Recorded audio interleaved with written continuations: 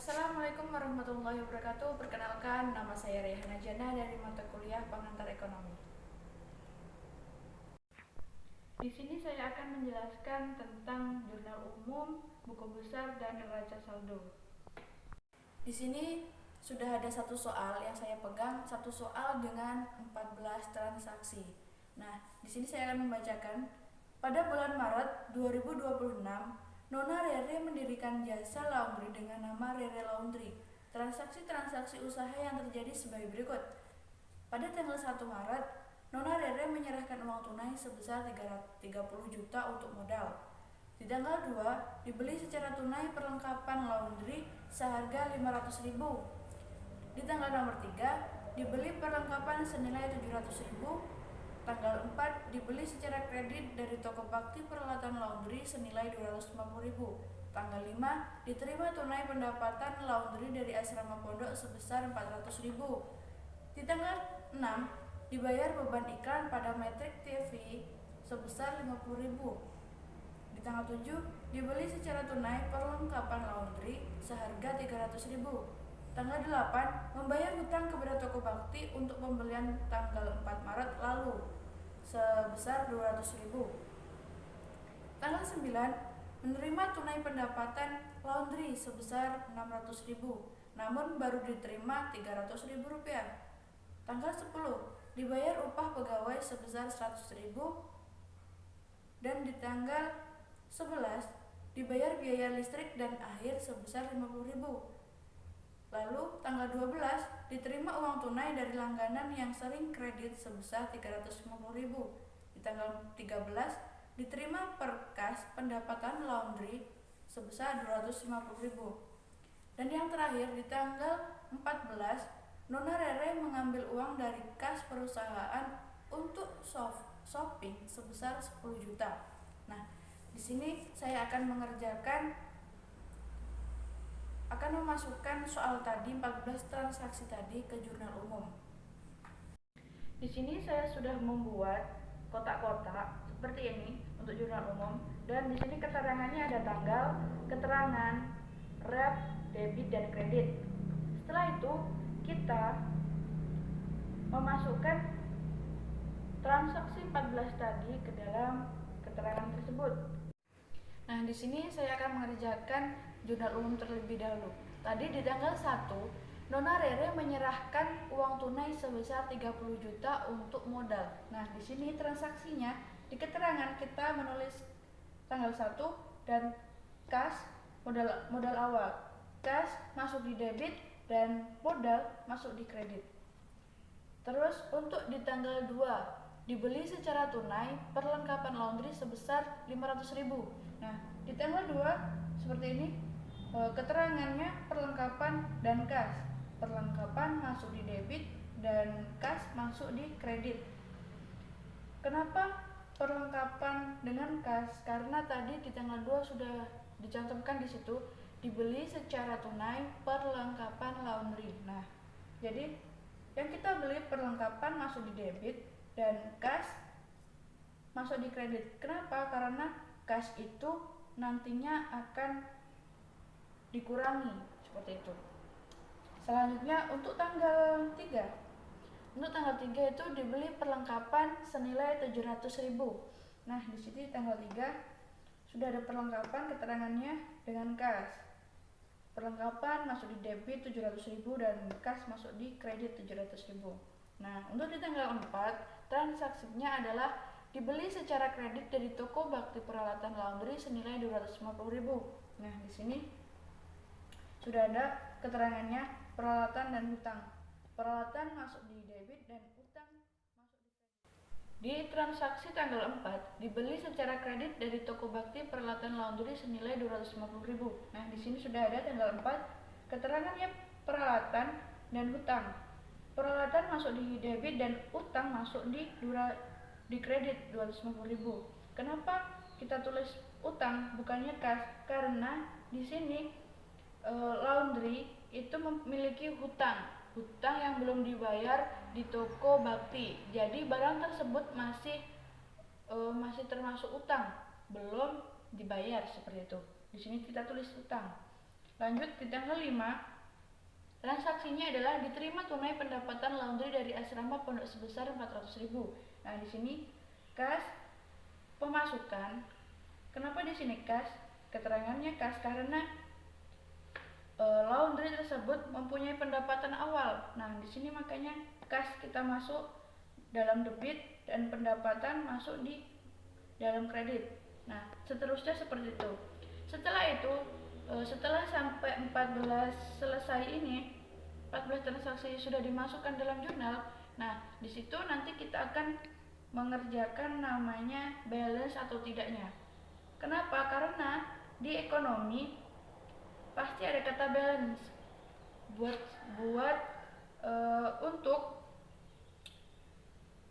untuk melihat apakah jurnal umum yang kita buat itu benar atau tidak, seperti itu. Nah, caranya kita jumlahkan debit dan dengan kredit. Kita bandingkan apakah nilainya sama jumlahnya, seperti itu. Yang pertama kita jumlahkan di debit.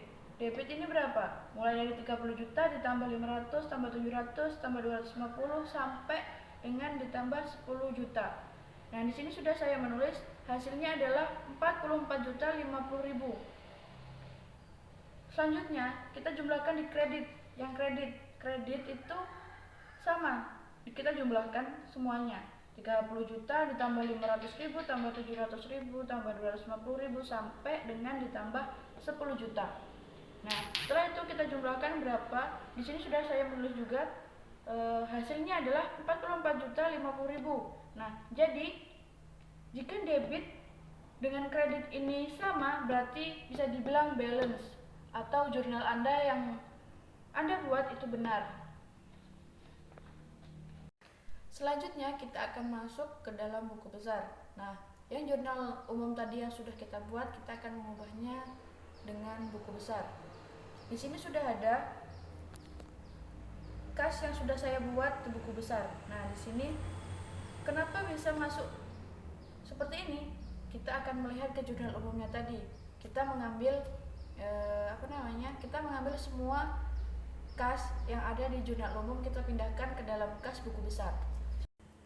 Nah, kita lihat di jurnal umum tadi, tanggal 1 kasnya ada kas debit 30 juta, di tanggal 2 ada kas lagi, itu di kredit 500.000, dan yang tanggal 3 ada kas lagi, itu masuk di kredit. Nah, sekarang buku besar perlengkapan. Di sini sudah ada transaksi tanggal 2, 3, dan 7 termasuk perlengkapan. Nah, tanggal 2 itu perlengkapan Rp500.000, tanggal 3 Rp700.000, dan tanggal 7 Rp300.000. Nah, di sini tanggal 2 Rp500.000 itu masuk di debit. Di sini juga ditulis di saldo di debit Rp500.000. Nah, terus tanggal 3 Rp700.000 masuk lagi ke dalam debit. Kita jumlahkan dengan debit awal Rp500.000 ditambah Rp700.000, hasilnya adalah Rp1.200.000. Setelah itu tanggal 7 transaksi Rp300.000. Nah, kita masukkan saldo juga ke dalam saldo. Kita jumlahkan dengan Rp1.200.000 tadi.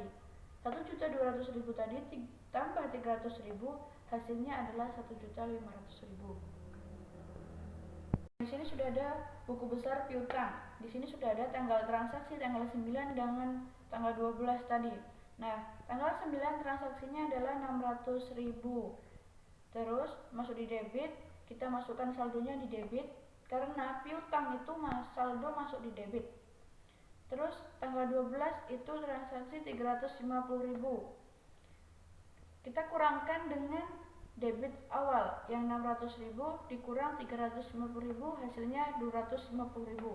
Setelah itu buku besar pendapatan sama seperti ini, sudah ada tanggal 5, tanggal 9, dan tanggal 13. Di transaksi tanggal 5 itu pengeluaran Rp400.000 masuk di kredit, dan tanggal 9 masuk di kredit juga Rp900.000, tanggal 13 Rp250.000. Setelah itu kita masukkan ke dalam saldo, kita jumlahkan. Tanggal 5 tadi Rp400.000, terus ditambah lagi untuk tanggal 9 Rp900.000, hasilnya Rp1.300.000. Ditambah lagi transaksi tanggal 13 itu Rp250.000, dan dengan hasil akhir 1.550.000. Nah, sekarang kita masuk yang terakhir di neraca saldo. Di sini sudah ada neraca saldo, itu lebih simpel lagi, namun keterangannya lebih up to date. Di sini sudah ada kas.